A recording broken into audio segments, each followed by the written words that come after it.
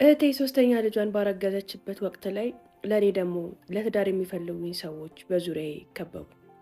ሎትሮ 23 ዓመቴ እስኪሆን ድረስ የምፈልገውና የሚሆነኝ ሰው ህይወቴ ላይ መቶ ስለማያውቅ ቆሜ ልቀር ነው ወይ ብዬ ስጨነቅ የነበርኩት እኔ አሁን 23ኛው ዓመቴ ላይ ለምርጫ እስክቸገር ድረስ ብዙ ሰዎች ዙሪያዬን ከበቡት።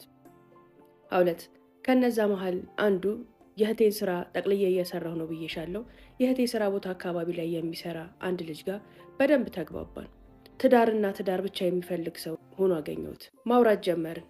ትንሽ ካወራን በኋላ እሱ ጓደኝነት፣ ፍቅረኝነት ምናምን ሳይሆን ወደ ትዳርና ትዳር ብቻ መግባት እንደሚፈልግ ነገረኝ። ይህንንም ሀሳቡን ለእህቴና ለባሏ ስነግራቸው እህቴም ባሏም ጠበሉት አልቻሉ። አብሶ ባሏ በጣም ተቃወመኝ። በፍጹም እሱ ልጅ ለትዳር የሚሆንሽ ሰው አይደለም አለኝ። እኔ ደግሞ ለተወሰኑ ቀናቶችን ማውርቼው ነበርና እንዲሁም ባለው አንዳንድ ነገሮች በስነ ምግባሩም ከቅርብ ርቀት ምንሰራ ሰዎች ስለሆንን ወድጄው ስለነበር ለምን ብዬ ተከራከርኩት። በመጨረሻ ያቀረበልኝ ሀሳብ ይህ ልጅ ከዚህ በፊት ለረዥም ዓመት አብረው የቆየች እጮኛ ነበረችው ታውቂ የለ ብሎ ሚስቱን ጠየቃት። አዎ ታዲያ ከእሷ ጋር የነበረውን ነገር በምን ቋጭቶ ነው ዛሬ 3 እና 4 ሳምንት እንኳን ባልሞላው ግንኙነት ወደ ትዳር የሚሯሯጠው አለን። ወደ ትዳር የሚሯሯጠው አለ። በምንም ይቋጩት በምን አሁን መለያየታቸው ነው እንጂ እኔን ከማግባቱ ጋር ወይሱ ከማግባቱ ጋር ምን የሚገናኝ ነገር አለ አልኩት። ይህኔ የእህቴ ባል ፈገግ ብሎ ይኸውልሽ እሷ ትታው ከሆነ አንቺን የሚያገባሽ ከእሷ ህመም ለመሸሽ ነው። ስለዚህ ማገገሚያ ነው የሚያደርግሽ። ዞሮ ዞሮ የሚጎዳሽ አንቺን ነው፣ ትጎጃለሽ። እሱ ትቷት ከሆነ ደግሞ ለሴት ልጅ ክብር የሌለው መጥፎ ሰው ነው ማለት ነው። ረዥም ጊዜ ጊዜዋን አቃጥሎባታል። ስለዚህ የሴትም ባለበት ለሴትም ቁብ የለውም፣ ጥሩ ሰው አይደለም፣ አይሆንሽም ማለት ነው አለኝ። እህቴም ተስማማች። እውነት ነው፣ ይሄ ልጅ ሊሆንሽ አይችልም። ያችን የመሰለሽ ፍቅረኛውን ለምን ተዋት? እውነትም የእሷን ባራሱ አብረሹ ብትሆኚ አያኖርሽም። የሴትም ባያለበት ሰው ጥሩ አይደለም አለችኝ። በእነሱ ሀሳብ ተስማማ። ይህ ካለፈ በኋላ ሌሎችም ሰዎች መምጣት ጀምረው ነበር። ነገር ግን ለምን እንደሆነ አላውቅም፣ እህቴም የእህቴም ባል ደስተኞች አልነበሩም። አብሶ የእህቴ ባል የማመጣቸውን ሰዎች ሁሉ ያጣጥልብኝ ጀመር። በዚህ መሀል እህቴ መውለጇ እየተቃረበ ሲመጣ የወንድሜ የጓደኛው ወንድም ከውጭ ሀገር ትዳርና ትዳርን ብቻ ፈልጎ ለማግባት መጣ።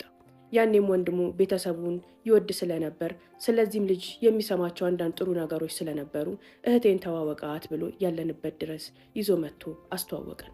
ከዚህ ልጅ ጋር ገና እንደተያየን ጥሩ ግብብነት ውስጥ ገባን። እኔም ተመቸኝ፣ እሱም ተመቸውት። ማውራት ጀመርን። የተወሰነ ካወራን በኋላ ለወንድሜ ቤተሰባችሁን ወደዋለሁ፣ ከእናንተ ጋር ብንዛመድ ደስ ይለኛል። ወንድሜ ስለ እናንተና ስላንተ ብዙ ነገር ስለነገረኝ እኔ ለማግባትና ለማግባት ብቻ ነው የመጣሁት፣ ዳሩኝና ይዣት ልሂድ ብሎ ወንድሜን ጠየቀ። ለእሷ ጠይቃት፣ ከእሷ ጋር ከተስማማችሁ እኛ ደስ ይለናል፣ እንድርሃለን፣ እኛም አማሻችን ብትሆን ደስ ይለናል አለው። ይህን ሀሳብ ለእኔ ሲያቀርብልኝ እኔም ደስተኛ ነበርኩኝ። ያ ወቅት ማግባት የምፈልግበት ወቅት ነበር። እንደነገርኩሽ ቆሜ ልቀር ነው ወይ ብዬ ጭንቀት ውስጥ በገባው ሰዓት ነበር ይህን ሀሳብ ይዤ ወደ እህቴና ወደ እህቴ ባል መጣሁ። እሺ ተባለ። እህቴ ግን ብዙም ደስተኛ አልነበረችም። ያኔም እህቴ ላይ የነበረውን ቅሬታና ሀዘን ስመለከት ምን ሆነች ነው አልኳት። አይ ምንም፣ እንደው ከኔ መራቅሽ ይከብደኛል ብዬ ነው፣ አብሶ እንዲህ በሆንኩኝ ሰዓት ስትል፣ እንደዚህ ሆነሽማ ጥዬሽ አልሄድም፣ እስክትወልጂ ድረስ እጠብቃለሁ አልኩኝ። ይህን ስል በጣም ደስ አላቸው። አንቺ የመጨረሻው የቤቷ ልጅ ነሽ። እኔ ነኝ ቬሎሽን አልብሼ ድል ያለ ድግስ ደግሼ የምድርሽ። ስለዚህ እሱ አሁን ይዞሽ ለመሄድ ነው የመጣው። ያለውም ጊዜ አጭር ነው። በዚህ ነገር ይስማማ አላቅም። በዚህ ከተስማማ ግን ሚስቴ ከወለደች በኋላ ድል ያለ ድግስ ደግሰን እንደ መጨረሻ ልጅነትሽ ቬሎ አልብሰን ከቤት ትወጫለሽ። በዚህ አሳምኘው አለኝ። ይሄን ነገር ለልጁ ነገርኩት። ደስተኛ አልነበረም። በጣም ቅር አለው። እኔ መመላለስ አልችልም፣ እዚህም ያለኝ ጊዜ አጭር ነው። የመጣሁት አግብቼ ይዤሽ ለመሄድ ነው። ስለዚህ እዚህ በሆን ኖሮ ችግር አልነበረውም። ያሽ ስለሆንኩኝ ግን ይህን ነገር ተገንዝበሽ ትዳሩን መፈለጊው ከሆነ አሁን እናርገው አለኝ። ያኔም እንደነገርኩሽ ቆራጥ ነኝ። ኮስተር ብዬ በዚህ የምትስማማ ከሆነ ሽማግሌ ላክ፣ ቀጠሮ ይያዝና ኪዳን ተገባብተን ትሄዳለህ። ስትመጣ እኔም የመጀመሪያ ትዳሬ ነውና እንደ የትኛውም ወጣት ጥሩ ድግስና ቬሎ ለብሼ መዳርን ስለመፈልግ ሁሉን ነገር አዘጋጅቼ እጠብቅሃለሁ። በዚህ ማትስማማ ከሆነ ደግሞ ቻው አልኩት። አንዳንድ የቆራጥነት ጥሩ ነው። ይህ ልጅ እየተነጫነጨ ሄዶ እሱም አልስማማም አለኝ። እኔም አልስማማም ብዬው ከተለያየም በኋላ ውሎ አድሮ ግን ሀሳቡን ቀይሮ እሺ አለ። ደስ አለኝ። ለቤተሰብ ሽማግሌ ላከ። በተባለው መሰረት ለ3 ወር ቀጠሮ ተይዞ ቃል ኪዳን ተገባብተን እጮኛሞች ሆነን ተለያየን። ከኢትዮጵያ እስክሄድ በነበረው ጊዜ ውስጥ እየተገናኘን እየተደዋወልን ጥሩ የሚባል ጊዜ አሳለፍን። ከተማም ውስጥ ከከተማም ውጭ እየወጣን። ጥሩ ስነ ምግባር ያለው መልካም ሰው ነው። ልቤ ውስጥ ለመግባት ብዙም ጊዜ አልፈጀበትም። ወደድኩት፣ እሱም ወደደኝ። ቅርበታችን በጣም ጥልቅ ሆነ። እንደዛው ያልን እህቴ ቀጣይ ቤቷ ድግስ የሚደገስበት አራስም የሚታረስበት ቤት ስለሆነ ሙሉ ለሙሉ ቤቱ መታደስ አለበት አለች።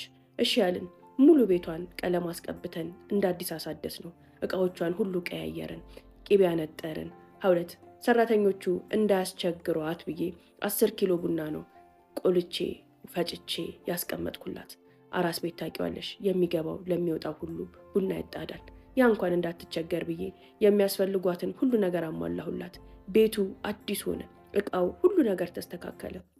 እህቴ ከየትኛውም እርግዝና በላይ ይሄ እርግዝና ቀሏት ስለነበር የተዝናናውበት እርግዝናን ያጣጣምኩበት እርግዝና ይሄ እርግዝና ነው ትላለች። ደስተኛ ነበረች፣ ንቁ ነበረች፣ ጤናማ ነበረች። ያ እርግዝና በጣም ይለይ ነበረ።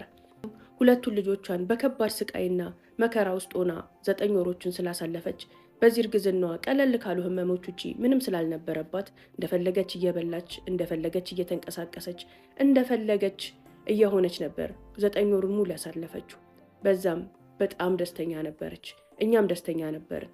በዚሁም ተጨምሮ የኔ ማግባት፣ ቤቷ ውስጥ መደገሷ፣ እኔን መዳሯ እጅግ በጣም አስደስቷታል። ከሷ መራራቃችን ሁለታችንም ልባችንን የሰበረና የሚያስጨንቅ ቢሆንም እሷም የምትወልድበት ቀን ደረሰ። እጮኛዬም የሚሄድበት ቀን ደርሶ ሸኘሁት። ሀውለት ቀኑ ደርሶ ምጧ መጥቶ ሐኪም ቤት ገባች። ምጧ በጣም ቀላል ነበረ። ሐኪም ቤት በገባን በ2 ሰዓት ውስጥ ነው ወልዳ በሰላም የወጣ ነው። ከሐኪም ቤት ወጥተን ልጃችንን ይዘን እቤት ገባን። ለመጀመሪያ ጊዜ ጡቷን ያጠባችው ልጇ ይሄ ልጇ ነው። ሁለቱ ልጆቿ ከወሊድ በኋላ በጣም ታማ ስለነበር ጡቷን አላጠባቻቸው። ይህ ልጅ ግን ለመጀመሪያ ጊዜ የእናቱን ጡት አገኘ።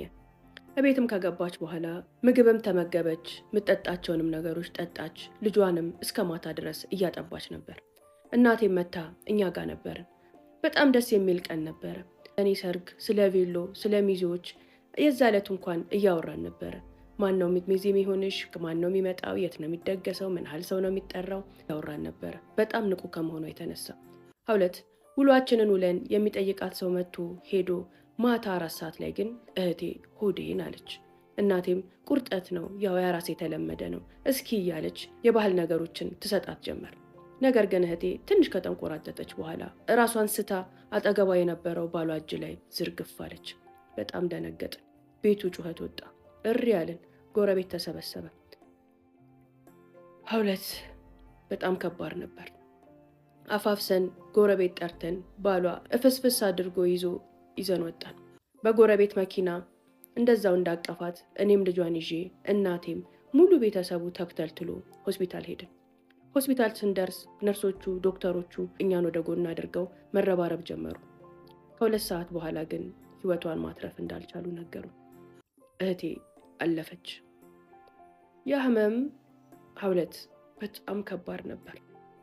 ለሁላችንም ዱብዳ ነበር። በቅጽበት ውስጥ ከደስታ ወደ ሐዘን ወደ ድንጋጤ ተቀየረ ሁሉም ነገር።